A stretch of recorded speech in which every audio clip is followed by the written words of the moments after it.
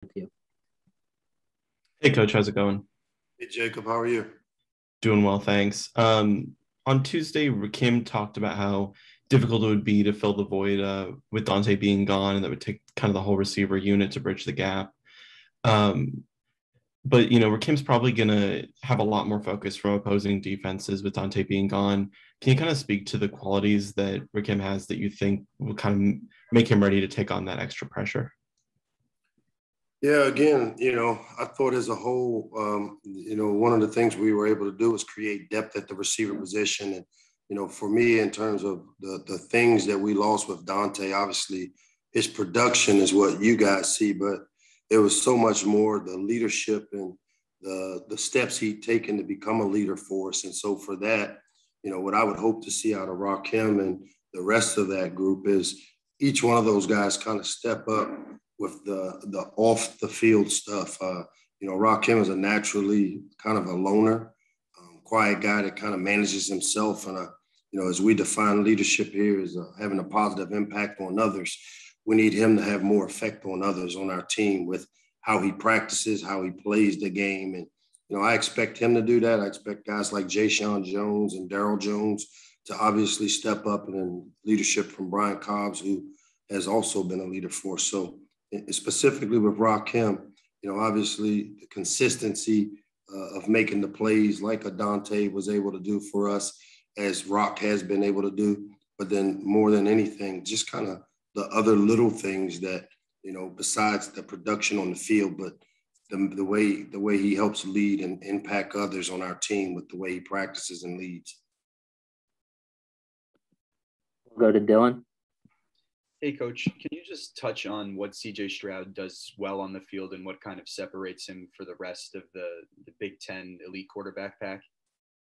I mean, I think he's a lot like a lot of those guys. I mean, but obviously his athleticism jumps out, and he's not the quarterback that's, he doesn't take off and do a lot of running. They don't do a lot of the quarterback design runs that maybe you saw out of their offense with Justin Fields, but he does have what I call above average functional athleticism as a quarterback, strong arm, the ability to make the throws to the field, which opens up a lot of their passing game.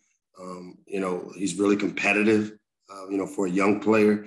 You see him doing a great job of competing each and every play, seems to have a good grasp of where he gets the ball out quick. All those things are the things that kind of jumped out on tape for us. We'll go to Ryan.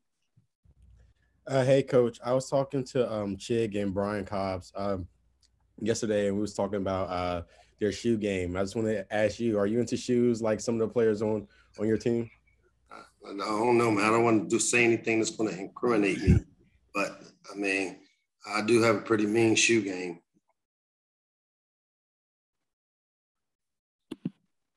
Does anyone else? Dylan? Go. Yeah, Coach, I just wanted to ask about, Dante going down. There's going to have to be there are going to be a few more players that are going to need to step up. One of them might have to be Taeyeon Fleet-Davis, who's been a serviceable pass catcher out of the backfield.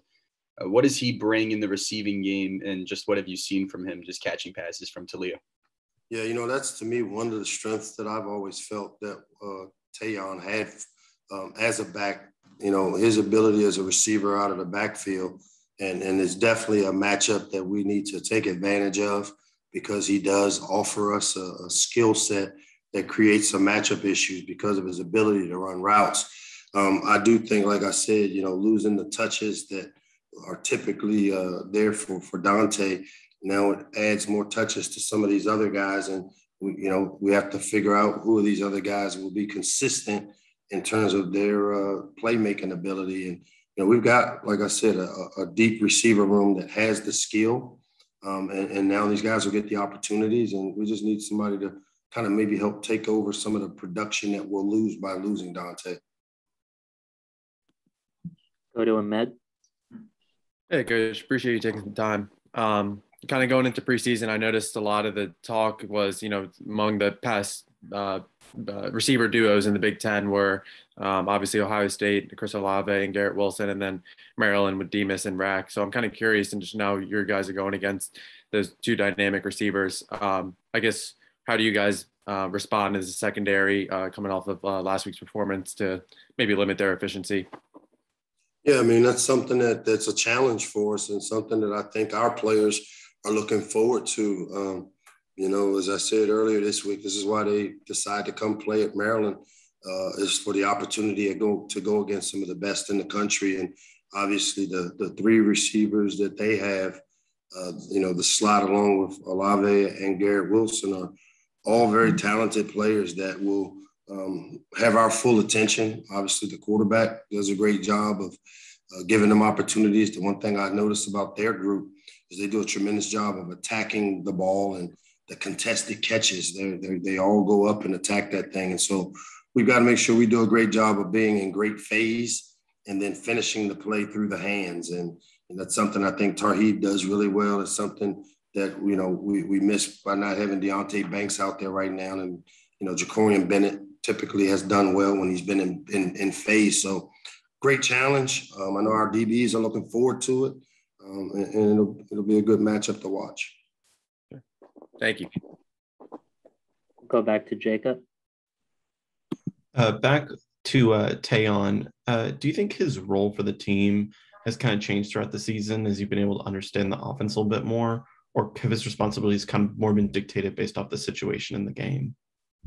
Well, I mean, he's a guy that's a 20-touch-a-game guy. And obviously, when you get down the type of points we got down in the second quarter, that limited his opportunities in terms of running the ball, which, something we have to be able to do is have the balance where we run it efficiently and throw it. That's when we're at our best. So, no, his role hasn't changed. His role actually has increased from the standpoint that he is one of those guys that, he should at least be on that 20 touches per game for us.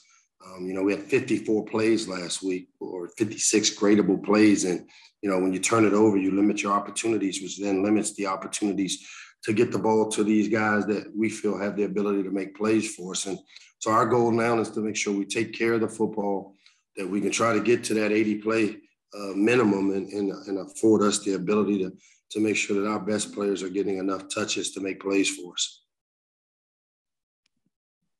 Go back to Ryan. Hey, Coach, I want to go back to something Chick said too.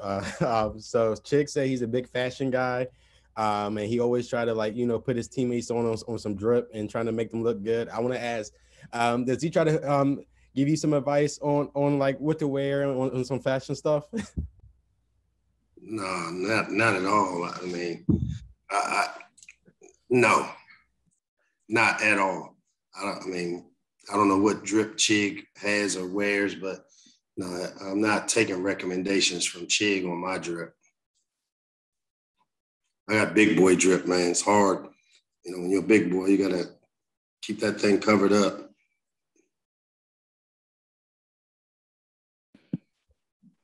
Anything else? All right. Thanks, Coach.